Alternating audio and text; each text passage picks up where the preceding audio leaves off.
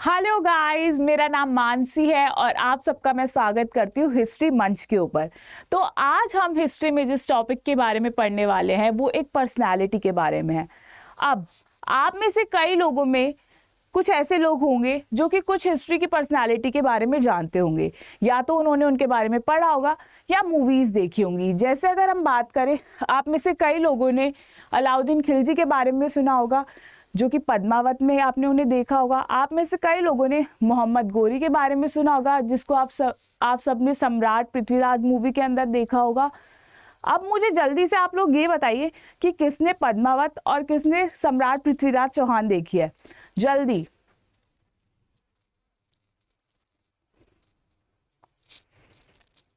काफी लोग यहाँ पे मूवीज देखते हैं, मतलब नाइस। तो मतलब आपको अंदाजा हो गया कि होगा कि ये कैसी पर्सनालिटी थी। तो कैसी थी? क्रूअल थी। अब ऐसे ही आपने, जैसे अगर हम बात करें बख्तियार खिलजी के बारे में सुना होगा, जिसने कि नालंदा को जला दिया था। तो ये कुछ पर्सनैलिटीज आती हैं हमारी इंडियन हिस्ट्री के अंदर जो कि बहुत ही क्रूअल थी। अब इसमें कुछ पर्सनैलिटीज और आ जाती है जिनके बारे में या तो अभी मूवीज नहीं बनी है, या अगर हम बात करें तो कम लोगों ने पढ़ा है। पर आज हम एक ऐसी ही और पर्सनैलिटी के बारे में बात करने वाले जिसने की क्रूरता की सारी हदें पार कर दी थी। वो ऐसी ऐसी पनिशमेंट देता था कि लोग सिर्फ उसके नाम से ही डर जाते थे। कौन था ये शासक? तो उसी के बारे में हम बात करते हैं। ये था।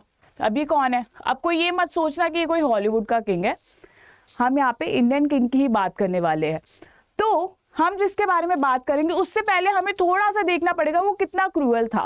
वही हम जानते हैं, जब उसको गुस्सा आता था तो वो लोगों की खाल उधड़वा देता था।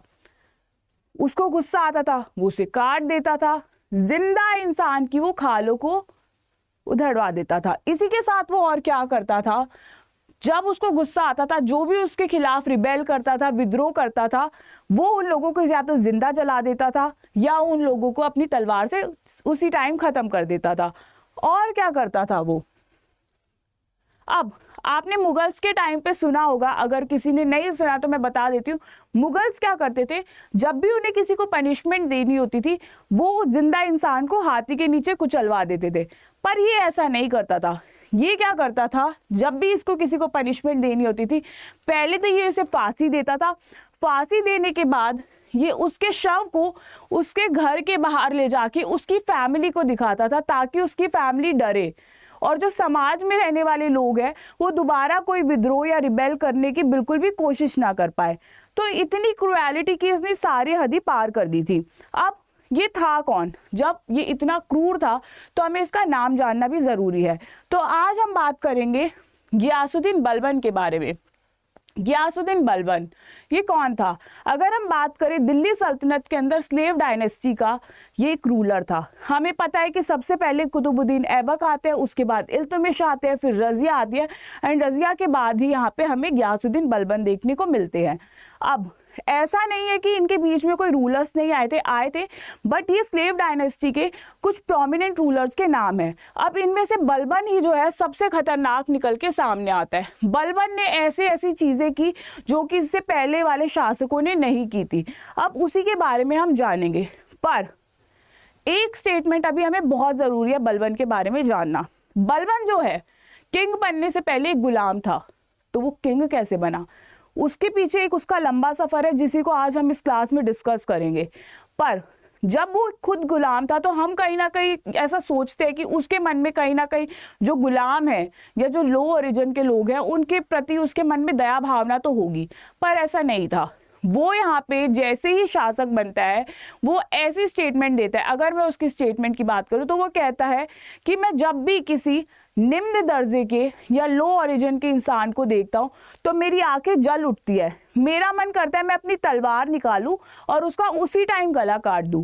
तो बलबन जो है, जैसे ही वो गुलाम से शासक बनता है तो उसके अंदर इतना गुस्सा था निम्न दर्जे के लोगों के लिए, लो ओरिजिन के लोगों के लिए, कि वो उन्हें देखना भी पसंद नहीं करता था। और अभी हम आगे इसी क्लास में ये भी देखेंगे कि वो अलाउड ही नहीं था कि उसके सामने कोई लो ओरिजिन का इंसान जो है वो आ सके। उसके सामने सिर्फ हाई नोबिलिटी के टर्क्स ही जा सकते थे।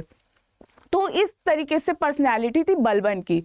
अब हमने भी बात की बलबन तो एक स्लेव था, तो किस तरीके से रूलर बना।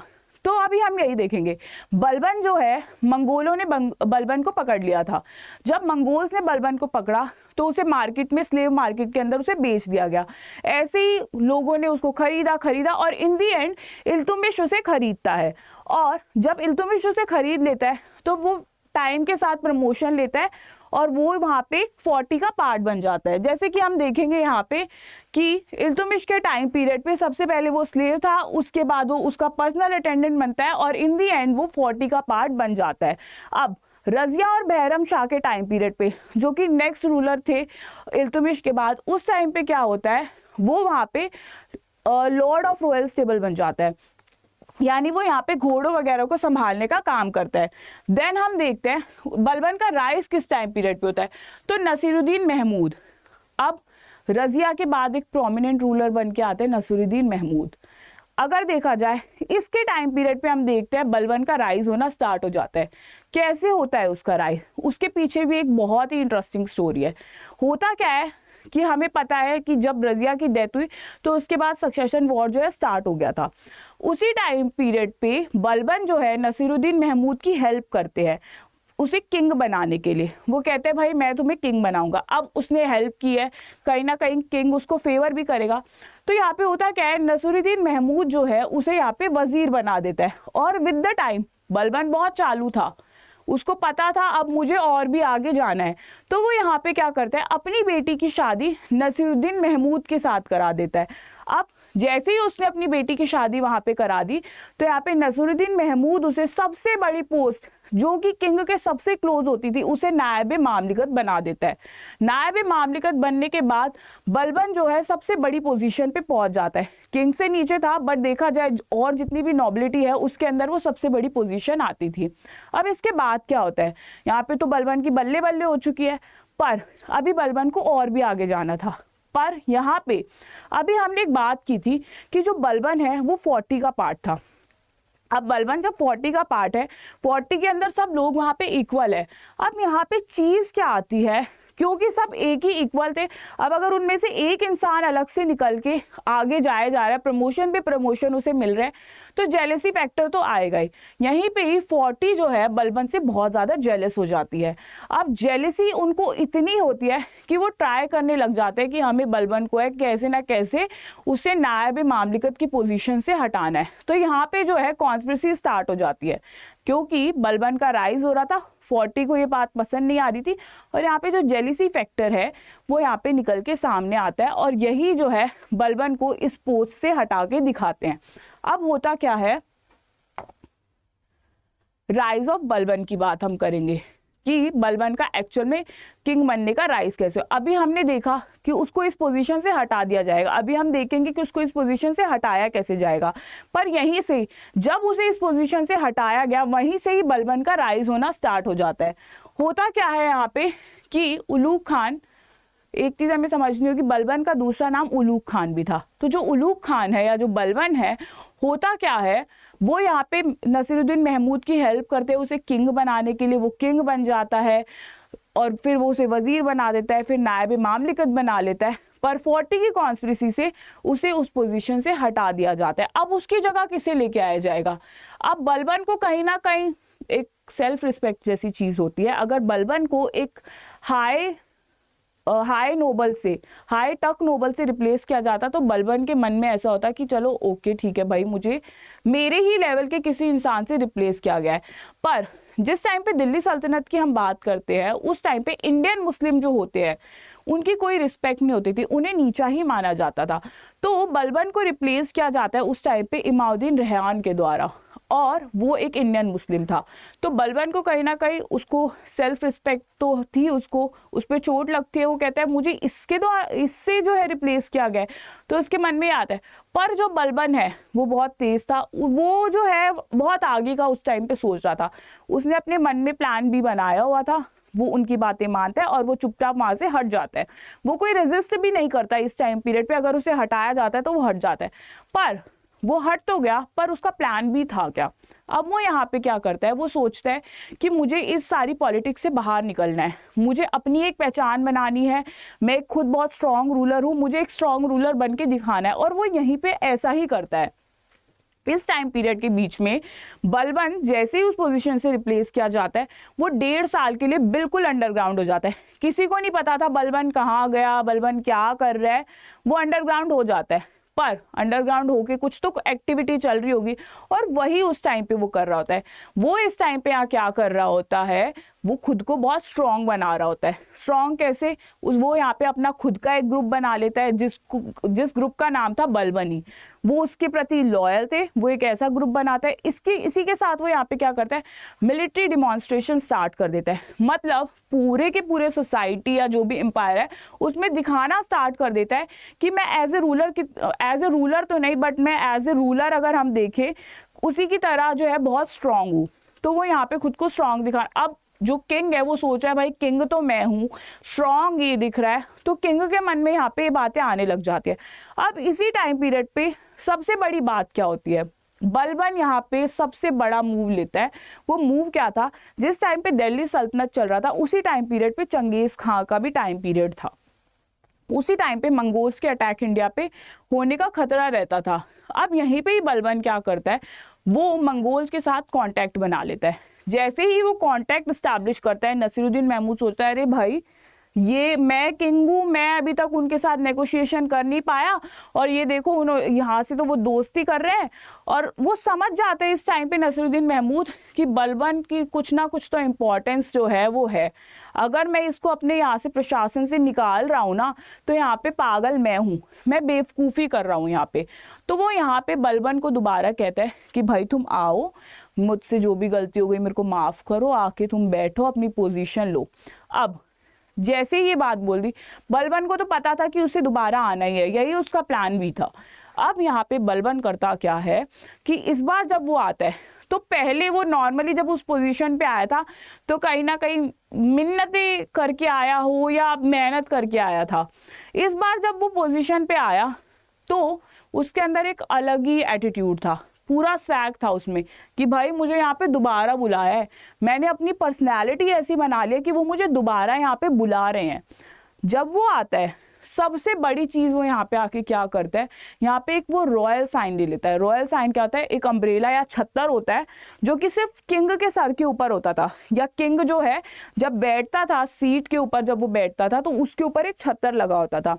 अब बलबन सेम किंग की तरह अपने ऊपर छत्तर लेके बैठता है। अब किंग देखता है भाई ये क्या है, पर किंग को भी ये होता है भाई जो कर रहा है यही कर रहा है, यही हमें बचा सकता है। किंग में इतना दम नहीं था उस टाइम पीरियड पे, तो वो सोचता है चलो जो कर रहा है करने दो, एटलीस्ट बैठा हुआ है, एटलीस्ट किंग तो नहीं है, किंग तो मैं ही हूँ। वो इस बात से खुश हो जाता है, जो अगर कोई नहीं ये डोमिनेट कर रहा है कर लेगा, बट किंग तो मैं ही हूँ। अब बलबन अगर इतना पावरफुल हो चुका था तो वो तो किंग भी बन सकता था, उसके लिए कौन सी बड़ी बात थी नसीरुद्दीन महमूद को जो है हटाना। पर उस टाइम की अगर हम देखें तो सिचुएशन इतनी अच्छी नहीं थी, क्योंकि 40 तो उसके खिलाफ थी ही, और उसे लगा कि पहले नसीरुद्दीन महमूद जो है हट जाए, उसके बाद में आऊँगा। और यही होता है।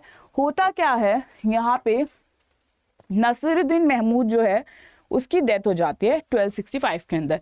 अब जैसे ही उसकी डेथ होती है बलबन थ्रोन पे आ जाता है। अब यहाँ पे कुछ डिबेट जो है चलती हैं। बोला जाता है कि बलबन ने जो है नसीरुद्दीन महमूद को जो है पॉइजन दिया था, क्योंकि नसीरुद्दीन महमूद जो था वो एक बहुत ही यंग किंग था। देखा जाए तो कुछ ऐसे आसार नहीं थे, कोई ऐसी सिचुएशन नहीं थी कि वो मर जाए, तो बोला जाता है कि उसी ने उसको पॉइजन दिया था। और सच भी हो सकता है, अगर एक इंसान है जो इतना कुछ करके आ रहा है तो उसके लिए कौन सी बड़ी बात है। बट ये चीज़ें डिबेट की हैं, तो अभी हम इस चीज़ के लिए हमारे पास कोई स्ट्रॉन्ग प्रूफ नहीं है, बट ऐसा बोला जाता है हिस्टोरियंस के द्वारा। अब बलबन एज ए सुल्तान, अब बलबन तो किंग बन चुका है, वो उस पोजीशन पे आ चुका है कि भाई अब यहाँ पे मेरा राज है, अब क्या 40 क्या कुछ मुझे कोई फर्क नहीं पड़ता, जो करना है अब मुझे करना है, मैं सबसे टॉप पे हूँ, सारी पावर मेरे हाथ में। अब सारी पावर उसके हाथ में स्टार्टिंग में थी नहीं, वो सारी पावर को अपने हाथ में लेकर आता है। कैसे, अभी इससे पहले के जो शासक है हमने पढ़ा था, जैसे इल्तुतमिश ने 40 जब बना दी थी तो उसने पावर को डिस्ट्रीब्यूट कर दिया था। उसके बाद यही चीज़ चलती आ रही थी कि 40 भी एक बहुत ज़्यादा इंपॉर्टेंट रोल प्ले कर रही थी। पर बलबन क्योंकि वो एक 40 का पार्ट रह चुका था, तो उसे पता था कि 40 जो है ना वो इतनी स्ट्रांग है कि अगर वो चाहे तो एक किंग को बहुत आराम से हटा सकती है। क्योंकि भाई अगर आप उस ग्रुप में रह चुके हैं, आपको पता है वहाँ पे क्या क्या साजिशें चलती रहती है। तो बलबन ने यहाँ पे सबसे पहले यही सोचा, मुझे क्या करना है, यहाँ पे सारी चीज़ों को सेंट्रलाइज करना है, सारी जो पावर है वो मेरे पास होनी चाहिए, और यहीं पे ही वो आगे चल के स्टेप्स उठाता है। अब बलबन एज ए सुल्तान क्या करता है, हमें उस बारे में भी जानना ज़रूरी है। बलबन जब किंग बनता है तो उस टाइम पे बहुत सारी प्रॉब्लम्स थी। बहुत सारी प्रॉब्लम्स कैसे थी, अगर हम बात करें, फोर्टी बहुत स्ट्रांग थी, डोमिनेट करती थी, जो ट्रेजरी है वो खाली थी। इसी के साथ यहाँ पे क्या होता है कि बहुत सारे यहाँ पे विद्रोह हो रहे थे, रिबेलियन हो रहे थे, जो प्रोविंशियल गवर्नर है वो खुद को इंडिपेंडेंट डिक्लेयर कर देते थे। तो ये सारी प्रॉब्लम्स थी। और एक और बड़ी प्रॉब्लम ये थी कि यहाँ पे जो सुल्तान है उसका स्टेटस बहुत गिरा हुआ था, क्योंकि इतने सुल्तान कभी कोई आ रहा था, जा रहा था, कोई कहीं से भी आ रहा है, कोई स्लेव बन के आ रहा है, कोई वुमेन आ रही है, कुछ फिक्स था ही नहीं। तो बलबन यहाँ पे इतनी सारी प्रॉब्लमों को एक एक करके टैकल करता है। सो सबसे बड़ी प्रॉब्लम, जिसको सबसे पहली प्रॉब्लम को वो सॉल्व करता है, वो होता है लिक्विडेशन ऑफ 40। अब बलबन यहाँ पे क्या करता है, 40 क्योंकि उसको पता था बहुत स्ट्रॉन्ग है, उसकी पावर को तोड़ना बहुत ज़रूरी है। तो वो यहाँ पे जैसे ही किंग बनता है वो उनको कहता है कि भाई मैं आप लोगों को यहाँ पे कुछ टास्क दूंगा, आप लोगों को कैंपेन्स में जाना है, कैंपेन्स में आप जाएंगे, वहाँ पे आप सारी चीज़ों को हैंडल करेंगे जहाँ पे भी रिबेलियन हो रहा है। तो वो क्या करता था, जो बहुत बड़े बड़े कैंपेन होते थे वहाँ पे दो बहुत ही ऐसी अपोजिट पर्सनालिटी को भेज देता था, जिससे क्या होगा कि उनमें कॉन्फ्लिक्ट होगा। जैसे ये एक नॉबल है और ये एक नॉबल है, अब ये दोनों की जो सोच है वो बहुत अलग है। अब जब वो कैंपेन को लीड करने जाएंगे तो दोनों का उस कैंपेन को टैकल करने का तरीका अलग होगा, तो दोनों के बीच में कॉन्फ्लिक्ट होगा। जो एक 40 की यूनिटी है वो टूट जाएगी, 40 जो है वीक होने लगेगा। तो वो यहाँ पे यही टेक्निक को अपनाता है और यही वो करता है, उनको ऐसे टास्क पे भेजना स्टार्ट कर देता है। अब इसी के साथ अब जो 40 था उसका नंबर 40 था, हमें पता है।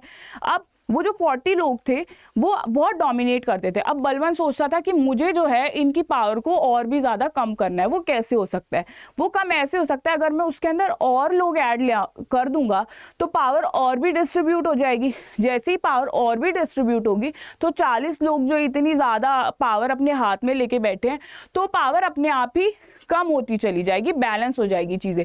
तो बलबन यहाँ पे जूनियर टर्किश ऑफिसर को जो है रिक्रूट करना स्टार्ट कर देता है इन दी नॉबिलिटी। तो सबसे पहला स्टेप बलबन का हमने देखा कि वो 40 को जो है ख़त्म करने का या उसको वीक करने का ट्राई करता है। पहली प्रॉब्लम तो वो सॉल्व कर देता है। अब उसके टाइम पीरियड पे दूसरी प्रॉब्लम क्या थी, दूसरी प्रॉब्लम थी लो प्रेस्टीज ऑफ सुल्तान।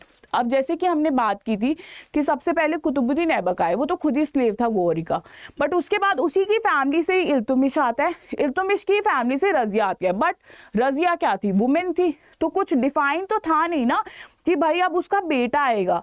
अब उसके बेटे के बाद कभी कोई आ रहा है, कभी कोई आ रहा है, कभी कोई 5 महीने के लिए आ रहा है, कभी कोई 1 साल के लिए आ रहा है।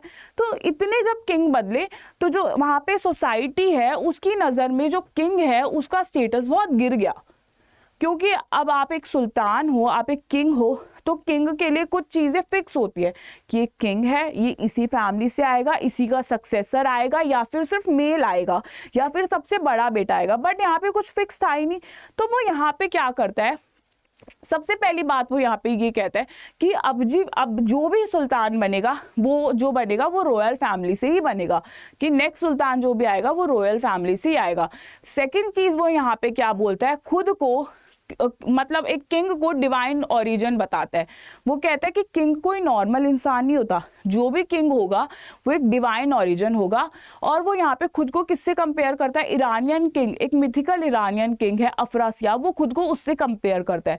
या फिर वो कह देता है कि मैं उसी का ही डिसेंडेंट हूँ, मैं वहीं से ही बिलोंग करता हूँ। अब जब वो खुद को डिवाइन ओरिजिन दिखाएगा तो उस टाइम की जनता है, अंधविश्वास इतना भरा पड़ा है, तो वो हाथ जोड़ेंगे कि हाँ भाई आप ही किंग हो, आप ही सब हो, वो मानेंगे सारी चीज़ें। और यहाँ पे यही होता है, वो सब लोग जो है उसको रिस्पेक्ट देना स्टार्ट करते हैं। और क्या करता है वो यहाँ पे किंग का स्टेटस बढ़ाने के लिए, यहाँ पे वो कहता है कि जो भी नॉबिलिटी है, जो किंग की नॉबिलिटी है, अब उसके अंदर जो है कोई भी निचले दर्जे का लोग जो है वो यहाँ पे नहीं आएगा। जैसे कि निचले से यहाँ पे क्या मतलब है, स्लेव का सवाल ही गया कि कोई स्लेव आएगा। यहाँ पे आएंगे सिर्फ हाई टर्क्स, जो बहुत हाई नोबिलिटी के हैं और सिर्फ टर्क्स हैं। तो यानी कि हम कह सकते हैं उसने इंडियन मुस्लिम्स को भी मना कर दिया कि वो भी नोबिलिटी के अंदर नहीं आएंगे। प्लस वो यहाँ पे एक और चीज़ कहता है, फॉर एग्जाम्पल चलो कास्ट सिस्टम को छोड़ो, पर कोई इंसान है बहुत कैपेबल है, बहुत बढ़िया काम करता है, तो क्या वो भी नहीं आएगा? तो वो भी नहीं आएगा। अब ये चीज़ ये देखा जाए तो इल्तुतमिश ने भी ऐसी चीज़ की थी, पर हुआ क्या था, रज़िया के टाइम पीरियड पे उसने नॉन टर्क्स को रिक्रूट करना स्टार्ट कर दिया था। तो इसीलिए बलबन ने दोबारा से इस चीज़ को लेके आया कि अब से दोबारा से जो नोबिलिटी के अंदर आएंगे वो टर्क्स ही आएंगे, और कौन से टर्क्स? हाई टर्क्स ही आएंगे। देन इसी के साथ बलबन यहाँ पे ऐसी ऐसी बातें बोलता है जिससे पता चल जाता है कि जो नोबिलिटी है, जो उसका कोर्ट है, वहाँ पे सिर्फ है हाई टर्क्स नोबल्स ही रहेंगे। जैसे कि बर्नी एक स्टेटमेंट बताते हैं, वो लिखते हैं कि बलबन कहते हैं, ये अभी हमने पहले भी डिस्कस किया था, कि बलबन कहते हैं कि मैं जब भी किसी लो ओरिजिन के इंसान को देखता हूँ या किसी गुलाम को देखता हूँ तो मेरी आंखें जल उठती हैं। मतलब मेरे को इतना गुस्सा आता है कि मेरा मन करता है मैं अपनी तलवार निकालूं और भाई मैं उसको उसी टाइम उसको ख़त्म कर दूं। तो बलबन को इतनी चिढ़ थी कि भाई मेरी कोर्ट के अंदर ऐसा कोई इंसान आ ना जाए। एक बहुत ही, अगर मैं आपको एक एग्जांपल दूं तो एक बहुत ही फ्लरिश या बहुत ही ऊंचा हाई एक ट्रेडर था जो कि बलबन से मिलना चाहता था किसी बात के ऊपर, उसकी बहुत रिस्पेक्ट थी सोसाइटी के अंदर, पर बलबन उसको भी मना कर देता है। क्यों मना कर देता है? वो कहता है कि भाई ये टर्क नहीं है और हाई टर्क नहीं है, तो इसको जो है मैं नहीं मिलना चाहूँगा। तो इस तरीके की बलबन की जो है पर्सनैलिटी थी। अब अगर जब हम देखते हैं अलाउद्दीन खिलजी के बारे में, जब अगर हम आगे क्लासेस करेंगे, तो अलाउद्दीन खिलजी ऐसा नहीं था, उसको ये था जो भी कैपेबल है भाई मेरे प्रशासन के अंदर, तुम मेरे एडमिनिस्ट्रेशन के अंदर आओगे। इसीलिए कहा जाता है कि बलबन इतना क्रूर था कि उसको लो ओरिजिन के लोगों को देखना भी पसंद नहीं था। अब बलबन और यहाँ पे क्या करता है, सुल्तान का स्टेटस बढ़ाने के लिए वो यहाँ पे कहता है कि भाई मैं किसी के साथ पावर शेयर नहीं करूँगा, मैं किंग हूँ, सारी पावर जो है वो मेरे हाथ में रहेगी, ना मैं पावर अपनी फैमिली को दूंगा, ना मैं पावर अपने नोबल्स को दूंगा। तो मतलब कि बलबन को अगर हम कहें इतनी चाह थी ना पावर को लेके कि सारी पावर मुझे ही मिलनी चाहिए। वो होता है ना घर में एक चॉकलेट है, भाई बहन लड़ते हैं, भाई हमें बांटो हमें बांटो, ऐसा नहीं था, उसको सारी पावर अपने पास ही चाहिए थी। और वो यहाँ पे क्या करता है, अब उसको पता था मैं किंग हूँ, सारी पावर मेरे पास है। अब किंग ऐसी नॉर्मल सी जगह तो नहीं रहेगा, अब किंग जहाँ पे बैठता है वो रॉयल दिखनी चाहिए। तो यहाँ पे किंग जो बलबन है वो एक ऐसा कोट बनाता है जो कि दिखने में बहुत ही सुंदर, बहुत ही भव्य था। और इस कोर्ट के बारे में अगर बात करें, जो फॉरेन राइटिंग्स है उसमें भी बताया जाता है कि जो बलबन का कोर्ट है ना वो इतना रॉयल था, इतना भव्य था कि दूर दूर से लोग उसका कोर्ट देखने के लिए आते थे कि ये बलबन का कोर्ट है। तो वो खुद को इस तरीके से दिखाता है कि मैं ही भगवान हूँ, ये मेरा घर है, यहाँ आओ मेरी पूजा करो और जो हूँ मैं हूँ। तो इस तरीके से वो जो एक किंग का स्टेटस है उसको बढ़ाना स्टार्ट कर देता है। अब इसी के साथ वो यहाँ पे क्या कहता है, कोर्ट है, एक वो कोर्ट है, कोई नॉर्मल सी जगह तो नहीं है, कोई पब्लिक में जगह नहीं है जहाँ हंसी मजाक चल रहा है। वो कहता है भाई कोर्ट में बैठना है ना या कोर्ट में आना है, कोई हंसी मजाक यहाँ पे नहीं चलेगा, बैठना है स्ट्रिक्ट बैठो, यहाँ पे काम की बातें करो, यहाँ पे कोई ये नहीं है कि नाच गाना हो रहा है, ये सारी चीज़ें यहाँ पे अलाउड नहीं है, यहाँ पे काम की बातें होंगी। मैं किंग हूँ, तुम्हें मेरी रिस्पेक्ट करनी है, कोई मेरे साथ यहाँ पे जोक नहीं करेगा, मैं यहाँ किसी का दोस्त नहीं हूँ। वो इन चीज़ों को यहाँ पे क्लियर कर देता है। अब इसी के साथ यहाँ पे बलबन जो है ऐसी सेरेमनीज को जो है इस्टेब्लिश करता है जो कि उसको दिखाते हैं कि भाई वो भगवान है। वो यहाँ पे सिजदा एंड पायबोस जो है उसको लगाता है। कैसा क्या होता है? वो कहता था भाई मैं भगवान हूँ, मैं किंग हूँ, मैं पूरी किंग की छाया हूँ। अब आपको क्या करना है, जैसे ही मेरे कोर्ट में आते आओ, अपना सर रखो और साथ में जो है मेरे फीट को पायबोस मतलब चूमो। यहाँ पे ये जो भी आ रहा है भाई तुम लग जाओ करने के लिए ये सारी चीज़ें। तो यहाँ पे वो ये सब चीज़ें करके क्या दिखाना चाहता था, इन सब चीज़ के पीछे उसका मोटिव ये था कि उसको दिखाना था कि मैं जो हूँ नॉर्मल किंग नहीं हूँ, मैं सबसे टॉप पे हूँ और मैं कहीं ना कहीं भगवान की ही जो है छाया हूँ। इसीलिए वो खुद को टाइटल्स भी ऐसे देता है। अगर हम कहें, वो कहता है मैं हूँ जिल्ले इलाही, shadow of God on earth. वो इस तरीके से यहाँ पे टाइटल्स खुद को देता है। इसी के साथ वो यहाँ पे एक फेस्टिवल को भी इंट्रोड्यूस करता है जिसे नवरोज बोलते हैं। बाद में जाके इसको बैन कर दिया गया था, बट यहाँ पे वो इतनी सारी चीज़ों को स्टार्ट कर देता है। और इससे क्या होता है, टाइम के साथ हम देखें तो कुछ ही टाइम में क्या होता है, जो लोग हैं उनकी जो इमेज है एक किंग के प्रति, वो बहुत ज़्यादा हाईली नज़रों से उनको देखना स्टार्ट कर देती हैं। तो ये सारी चीज़ें वर्क कर रही थी। अब नेक्स्ट उसके सामने एक और प्रॉब्लम थी। वो प्रॉब्लम यहाँ पे ये थी, रिबेल्स। अब इतने सारे किंग आ रहे थे, कभी कोई जा रहा था। होता क्या था कि जो बाकी के जो एरियाज होते हैं, जैसे दिल्ली तो मेन सेंटर है, बट बाकी जैसे यहाँ पे बंगाल हो गया, गुजरात हो गया, मालवा हो गया, यहाँ पे लोग इंडिपेंडेंस डिक्लेयर करना स्टार्ट कर देते हैं। कोई जब मेन रूलर ही नहीं है, कोई हमें कुछ कहने वाला नहीं है, तो भाई हम अपना शासन करते हैं। तो ऐसा ही होता है कि बलबन के टाइम पीरियड पे बंगाल के अंदर लखनौती में एक युजबेक नाम का एक गवर्नर था जिसको बलबन ने अपॉइंट किया था, क्योंकि उस टाइम पे पता था कि भाई चीज़ें ऐसी चल रही हैं, तो वो खुद को इंडिपेंडेंस वहाँ पे डिक्लेयर कर देता है। तो बलबन उस टाइम पे क्या करता है, उसका एक बहुत ही एक ऐसा स्लेव था जिसपे वो बहुत ट्रस्ट करता था।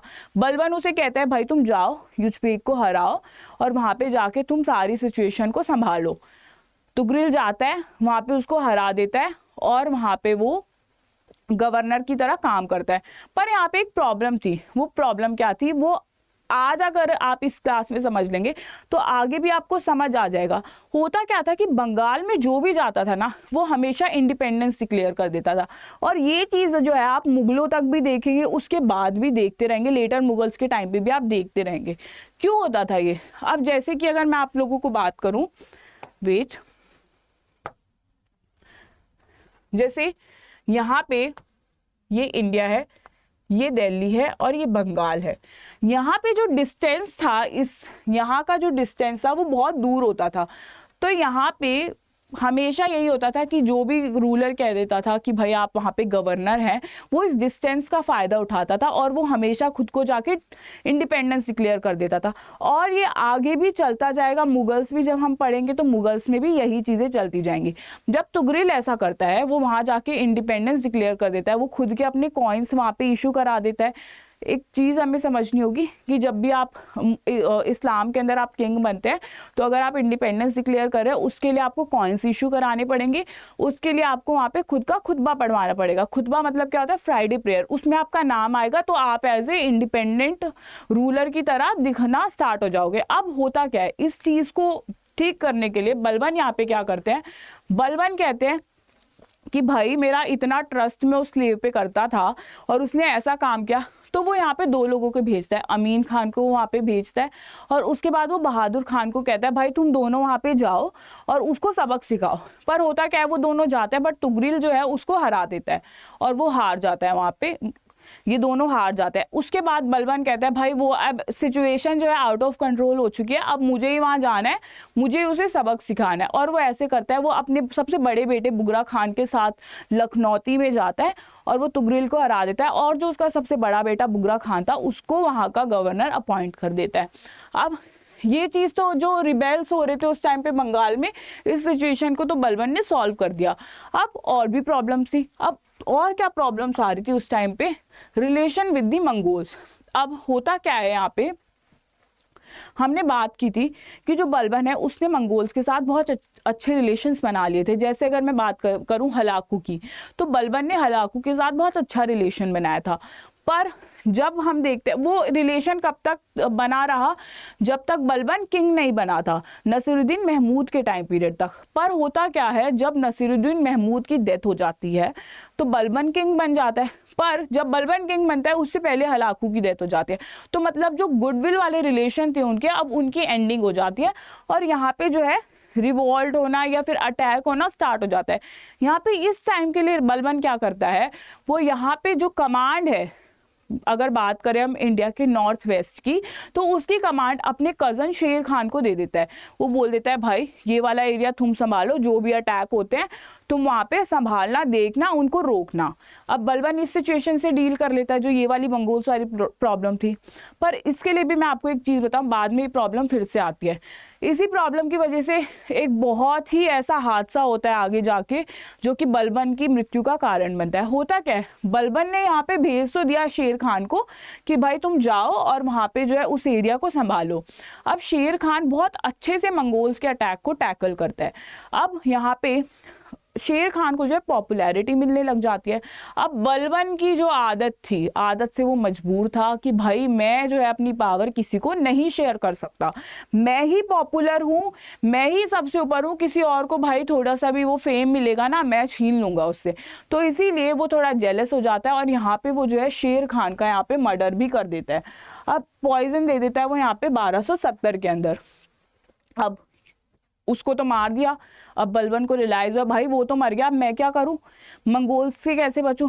तो यहाँ पे उसका एक बहुत ही प्यारा बेटा था, उसका नाम था नसीरुद्दीन महमूदी नाम था उसका भी। अब यहाँ पे वो उसको भेज तो देता है, वो चला तो जाता है, वो वहाँ पे चीज़ें जो है ठीक भी करता है, बढ़िया से करता है। पर पंजाब में एक बार एक अटैक होता है जिसकी वजह से वहाँ पे उसकी डेथ हो जाती है।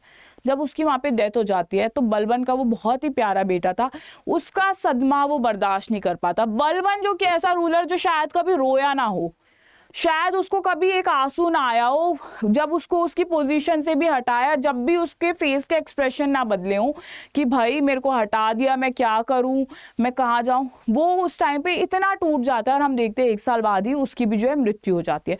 तो एक बलबन की एक स्टोरी रहती है। अब और बात करें बलबन के टाइम पे और कौन सी प्रॉब्लम थी, वो थी एम्प्टी ट्रेजरी की। अब रूल करना है, शासन चलाना है, कहीं ना कहीं ट्रेजरी भी भरी होनी चाहिए। अब इस चीज़ को कैसे सॉल्व करें, यहाँ पे होता क्या है, बलबन यहाँ क्या करता है, जो अवध वाला दोआब वाला एरिया होता है वो एरिया बहुत ही फर्टाइल एरिया था। अब वहाँ पे वो इतना फर्टाइल एरिया था, बट वहाँ के लोगों के साथ प्रॉब्लम ये थी, वो वहाँ के लोग जो है ना टैक्स पे नहीं करते थे। तो बलबन उस टाइम पे क्या करता है, बलबन कहता है आयरन हैंड यूज़ करना है आपको। वो यहाँ पे जो उसके ऑफिशियल्स थे उनको कह देता है आपको आयरन हैंड यहाँ पे यूज़ करना है, मतलब जो टैक्स पे ना करे आपको भाई उनको मारो काटो, जो करना है करो। एक को मारोगे तो डर के बाकी सब तो देंगे ही। तो वो कह देता है स्टार्टिंग में आप अपना आयरन हैंड यूज़ करो। उसी के बाद टैक्स को लेने के लिए वो बलबन यहाँ क्या करता है, जो एरिया है उसको स्मॉल इक्ताज में डिवाइड कर देता है, मतलब स्मॉल एरियाज के अंदर डिवाइड कर देता है। और उस स्मॉल एरिया के अंदर या स्मॉल इक्ता के अंदर वो इक्तेदार को ऊपर अपॉइंट कर देता है। और उस इक्तेदार का ये काम था कि वो जो उसका इक्ता का एरिया यानी जो स्मॉल एरिया है उससे उसको टैक्स लेना है वहाँ के लोगों से और फिर वो किंग के जो है किंग के पास पहुँचाना है। तो इस वाली प्रॉब्लम को वो इस तरीके से सॉल्व कर देता है। अब यहाँ पे ये भी एक इम्पॉर्टेंट चीज़ है। अब यहाँ पे बलबन के साथ क्या होता है, हमने जैसे ये बंगाल वाला ही थोड़ा सा केस है, हमने जैसे बात की थी कि इतने सारे जब रूलर्स आ रहे थे ना तो लोगों के अंदर डर था नहीं, क्योंकि कोई मेन बना नहीं बैठा हुआ था। अब कोई मेन हेड नहीं था, लोगों का था ये तो आते रहते जाते रहते, ये कहाँ इतना एडमिनिस्ट्रेशन पे ध्यान देंगे, ये तो अपने जो सक्सेशन वॉर है उसी में ही लगे हुए हैं। तो यहाँ पे इसी चीज़ का फ़ायदा उठा के जो प्रोविंशियल गवर्नर है वो क्या करते थे, इंडिपेंडेंस डिक्लेयर करना स्टार्ट कर देते थे। बट जब बलबन आता है तो वो यहाँ पे क्या करता है, वो कहता है कि अब क्या होगा, जो भी प्रोविंशियल गवर्नर होगा उसके लिए वो कह देता है, उस चीज़ को सॉल्व करने के लिए वो कह देता है भाई अब आप लोगों को हमेशा के लिए वहाँ नहीं रहना है। वो यहाँ पे उनका फ्रीक्वेंट जो है ट्रांसफ़र करना स्टार्ट कर देता है। मतलब कि कोई इंसान है वो 1-2 साल तक वहाँ पे रहा और उसके बाद वो वहाँ से हट जाएगा, वो दूसरी जगह उसको ट्रांसफ़र कर दिया जाएगा। अब इससे होगा क्या, अब आप कहीं पे 1-2 साल हो, मान लो आप किसी न्यू कंपनी में ही गए हो, 1-2 साल आपको सेटल होने में लगता है। जब आप सेटल हो जाते हो उसके बाद आपको लगता है भाई अब हम राइज करेंगे। तो बट उससे पहले अगर आपका जो बॉस है आपको निकाल दे कि नहीं, तो आप राइज क्या कर पाए, आपको 1-2 साल तो सेटल होने में ही लग गए। तो यही बलबन का प्लान था कि उसको ये था कि मैं क्या करूँगा, उनको जब फ्रीक्वेंट ट्रांसफ़र जब उनका करूँगा तो होगा क्या, वो खुद को कंसोलिडेट ही नहीं कर पाएंगे। 1-2 साल के अंदर जब तक वो वहाँ पे सेटल होंगे, एरिया को समझेंगे, सारी चीज़ें करेंगे, इतने में जब वो सोचेंगे चलो अब राइज करते हैं, इतने में उनको ट्रांसफ़र कर दूंगा। तो इस प्रॉब्लम को जो है बलबन इस तरीके से सॉल्व करता है। अब बलबन ने क्या किया था, अब बलबन कितना ही क्रूअल हो, कितनी भी सारी चीज़ें हो, उस कहीं ना कहीं वो जस्टिस देता था उन लोगों को जो कि अच्छे हैं, जो कि एम्पायर के लिए टैक्स देते हैं, एम्पायर के लिए काम करते हैं। तो उनको ये था कि किसी के साथ जो है यहाँ पे बेकार चीज़ नहीं होनी चाहिए, किसी के साथ इनजस्ट नहीं होना चाहिए यहाँ पे। तो इसी चीज़ को सॉल्व करने के लिए वो क्या करता है, एक स्पाई सिस्टम जो है पूरा क्रिएट करता है। वो यहाँ पे स्पाइस अपॉइंट करता है, स्पाई को क्या बोलते हैं यहाँ पे, बरीद।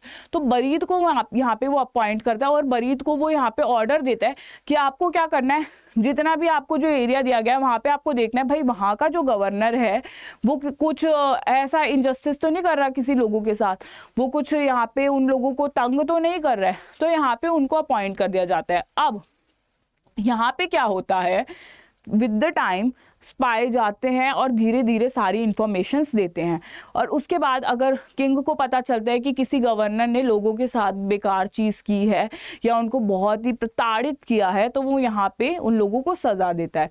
अब जैसे कि यहाँ पे कुछ एग्जांपल्स है, जैसे स्पाई ने बताया था। अब मलिक बर्बक होता है, बंदायूं का ये गवर्नर होता है, ये क्या करता है कि एक इंसान को इतना मारता है कि उसकी डेथ हो जाती है। इसी के साथ एक हैबत खान होता है जो कि अवध का गवर्नर होता है। वो यहाँ पे क्या करता है, जब उसने जब उसने ड्रिंक की होती है उस टाइम पीरियड पे वो नशे में होता है, तो इसी वजह से होता क्या है, वो एक इंसान को इतना मारता है अपने सर्वेंट को कि उसकी भी डेथ हो जाती है। और इसी के साथ होता क्या है, अगर आप यहाँ पे देखें,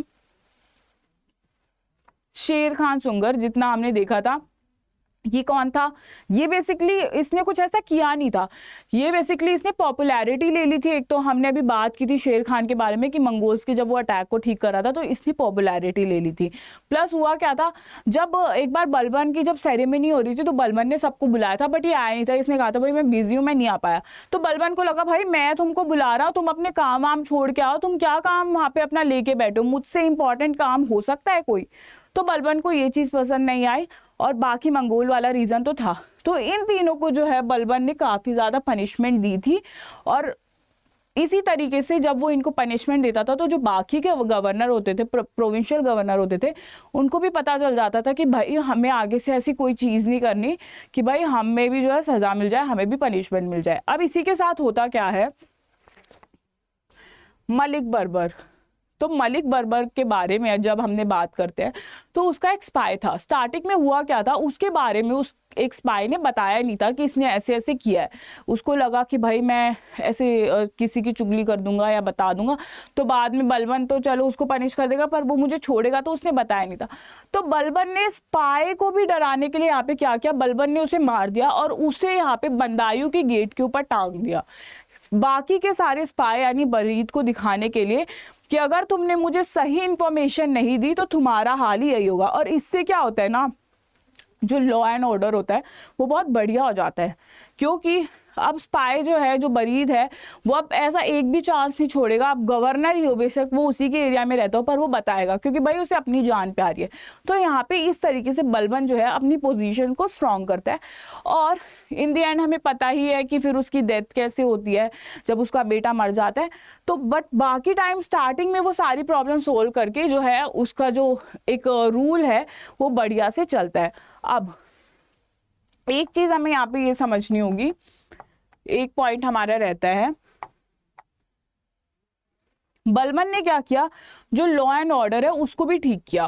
कैसे, अब जो अवध वाला एरिया था, या अगर हम बात करें दोआब वाला एरिया था, वहाँ पे बहुत सारे ट्रेडर्स जाते थे, वहाँ पे बहुत सारी एक्टिविटीज़ होती रहती थी, लोग अपना सामान लेके जाते थे, कोई नॉर्मल इंसान भी है वो जा रहा है, यहाँ पे फॉरेन ट्रैवलर है वो जा रहा है, तो यहाँ पे जो है चोरी काफ़ी होती थी, रॉबर्स बहुत थे यहाँ पे। तो यहाँ पे इस प्रॉब्लम को सॉल्व करना था लोगों के, तो लोग जो है कतराते थे आने से कि भाई हम कैसे दिल्ली जाएं, हम कैसे उस एरिया तक जाएं, कैसे सामान पहुंचाएं। तो इसके लिए बलबन क्या करता है, यहाँ पे वो जमींदार जिन्होंने वहाँ पे अपने किले बना लिए थे और पूरा का पूरा डोमिनेट करते थे एरिया को, वही चोरी करवाते थे, वही पूरा मास्टरमाइंड उनका होता था, उनको सबक सिखाता है। इसी के साथ वो यहाँ पे जो मेवातीज एक ग्रुप था जो कि चोरी वगैरह के अंदर शामिल होता था, उनको मार देता है, वो यहाँ पे उनको मारना स्टार्ट कर देता है। इसी के साथ वो यहाँ पे करता है मिलिट्री आउटपोस्ट बनाता है कि वहाँ पे हर जगह वो थाना अपॉइंट कर देता है। एंड वहाँ पे जो है थानों का काम ही होता था कि भाई आपको इस जो आपको एरिया दिया जा रहा है, असाइन किया जा रहा है, आप यहाँ पे क्या देखेंगे कि यहाँ पे कोई भी जो लॉ है वो ब्रेक ना हो पाए, कोई चोरी ना हो पाए। अगर ऐसा कुछ हुआ तो भाई बलबन आपको सबक सिखाएगा, जो वहाँ पे अपॉइंट किया गया इन सब चीज़ों के लिए। अब यहाँ पे बलबन ऑर्डर देता है कि यहाँ पे जितने भी फॉरेस्ट है इस एरिया में वो सारे कट कराओ, क्योंकि होता क्या था, रॉबर्स कहाँ छुपते थे, जंगलों में जाके छुप जाते थे। जंगल में से जब कोई इंसान रास्ता पार करता था उसका सामान लूट के भाग जाते थे। अब इसी के साथ बलबन ने मेवातीज को तो सबक सिखाए, अब उनकी फैमिलीज को भी उसने नहीं छोड़ा, वो इतना क्रूअल था। और उसने क्या किया, उनकी फैमिलीज को भी मारना स्टार्ट कर दिया, प्लस उनकी जो वाइफ हैं, जो उनके घर में लड़कियां हैं, जो उनके बच्चे हैं, उन सबको जो है उन्होंने स्लेव बनाना स्टार्ट कर दिया। तो इस तरीके से उसने लॉ एंड ऑर्डर की सिचुएशन को यहाँ पे संभाला। अब इस क्लास को एक बार हम पूरा देख लेते हैं कि हमने यहाँ पे क्या क्या पढ़ा। तो हम सबसे पहले हमने बलबन के बारे में देखा,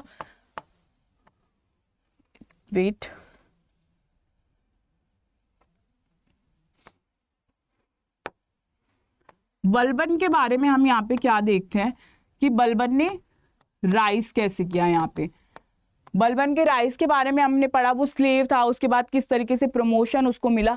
फिर उसके बाद हमने देखा कि जब वो